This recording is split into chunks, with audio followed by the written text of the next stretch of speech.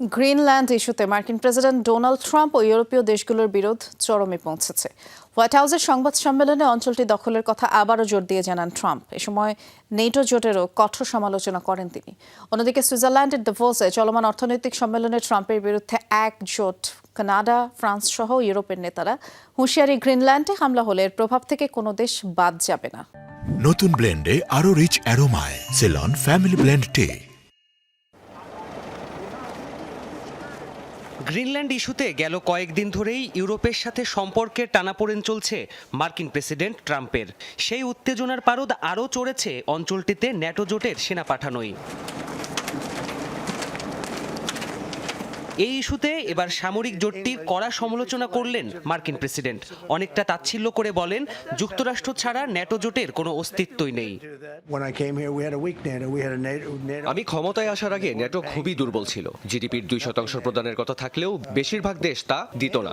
আসলে ন্যাটো কোনো কাজেই আসতো না। যুক্তরাষ্ট্রকে ছাড়া ন্যাটো শক্তিহীন। এদিকে সুইজারল্যান্ডের দাভোসে চলমান ওয়ার্ল্ড ইকোনমিক ফোরামের বার্ষিক সভায় ট্রাম্পের বিরুদ্ধে উঠেছে সমালোচনার ঝড়। গ্রিনল্যান্ডের সেনা অভিযানের বিষয়টি পুরোপুরি উড়িয়ে দেয়নি বিরোধী পক্ষের নেতা।